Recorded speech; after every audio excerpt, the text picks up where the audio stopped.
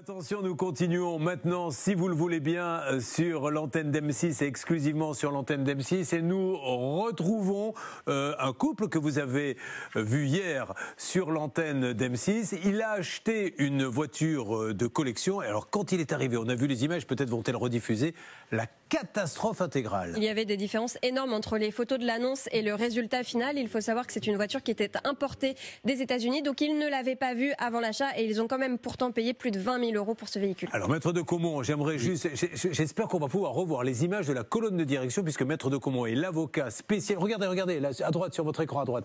Regardez un petit peu. Donc, vous qui êtes un grand spécialiste voiture, il a payé ça dans une rénovation absolument extraordinaire, apparemment. Oui. Et c'est la cata absolue.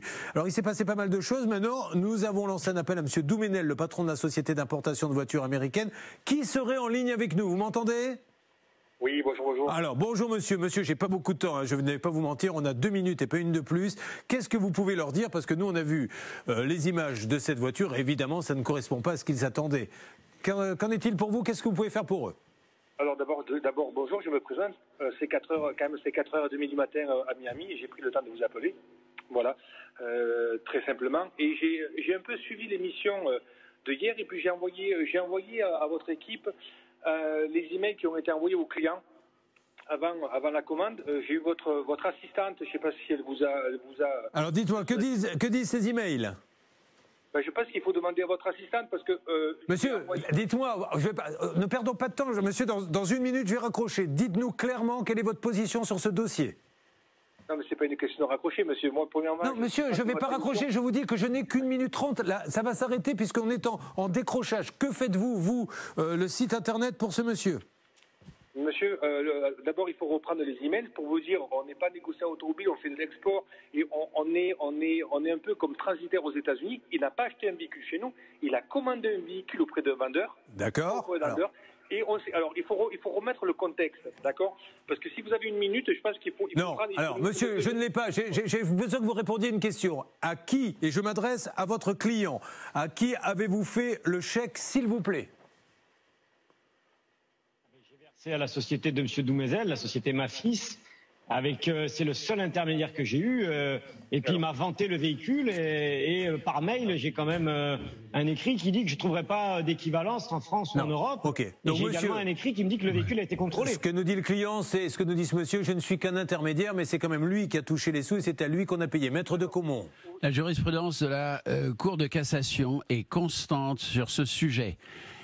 Monsieur Doumenel a le statut, le rôle de vendeur en l'espèce, même si c'est pas lui qui était le propriétaire du véhicule, parce qu'il a été le seul interlocuteur dans cette affaire, parce que c'est lui qui a fait le bon de commande et la facture, et parce que c'est lui qui a encaissé le prix. Donc à partir de ce moment-là, c'est clair, c'est juridiquement précis. Il me reste 1 minute. Qu'est-ce que vous faites pour ce client? Quelque chose ou rien, ou ça va en justice? Non, on va remettre le contexte. On va remettre le contexte parce qu'il ne faut pas qu'il y ait une pression. On va être obligé de couper, monsieur. Je suis désolé et je m'adresse à nos amis de la régie. Reprenez-le en antenne dans quelques instants. Comme je le pressentais, on ne peut pas avoir une discussion sur une période. Allez-y, monsieur, allez-y. Tant pis, je vais vous couper. Monsieur, vous parlez. Laissez-moi. Mais vous avez raison, monsieur. C'est pas votre faute à vous, c'est la nôtre. En production, nous n'aurions pas dû faire ça. Allez-y. Mais non, pas du tout. Avec grand plaisir d'aider les clients. Je lui ai envoyé des emails en lui disant qu'on peut l'aider à faire réparer sa voiture. Je lui ai envoyé des emails. Mais pourquoi la réparer, monsieur? Vous lui avez vendu une voiture qui marchait, il n'y a pas à la réparer. Mais monsieur, c'est pas nous, on lui a pas vendu. Il a repéré auprès du vendeur. Il a signé une facture en disant qu'il nous enverrait l'argent. Regardez la facture que j'ai envoyée. Moi, je regarde surtout tous les témoins que j'ai eus. J'en avais 3 hier dans l'émission qui ont eu le même problème, hein, monsieur. Mais je comprends, mais il y a les conditions de... Il y a les conditions de service qu'ils ont signées en disant que l'argent passe pour nos sociétés. Alors, on va faire mieux, monsieur. On va ouvrir une émission spéciale, je ne sais plus comment s'appelle le site. Skilter.com. Skilter.com. Je vais prendre les 5 personnes, ou les 7, parce que maintenant, apparemment, on en aurait 7 ou 9 depuis hier, qui ont tous acheté des voitures dans cet état-là. Et à chacun, vous allez leur dire ce qui se passe. Mais je constate que vous, et quand on va sur Skilter.com, vous n'avez aucune responsabilité derrière. Donc faites attention si vous allez sur ce site-là, puisqu'après ce monsieur, comme il vient de le dire, vous dira je ne suis responsable de rien. Et attendez, je finis parce que je vais dans votre sens, monsieur. Quand on va sur ce site, on est responsable de rien derrière. Or, la Cour de cassation le prouve. Alors, on va organiser ça, monsieur, plus calmement. Là, c'était trop court, c'est ma faute, on n'aurait pas dû le faire. Je vais vous retrouver très rapidement sur l'antenne d'RTL et d'M6. Merci de nous avoir, en tout cas, parlé à 4h du matin. Je suis désolé, nous sommes obligés de retourner maintenant sur RTL. Julien Courbet. RTL. Allez, RTL, encore désolé, monsieur, voilà, je me doutais bien qu'avec aussi peu de temps, on ne pourrait pas avancer. Il reste sur sa position, je le dis pour ceux qui viennent de nous rejoindre sur RTL, parce qu'on vient de faire un petit dossier sur M6, et malheureusement, nous n'avons pas pu avancer. Charlotte, sur quoi va-t-on ? Nous étions sur le cas de Gilbert, alors je pense que c'est en cours d'avancement avec la société. On va aussi revenir et surtout sur ce...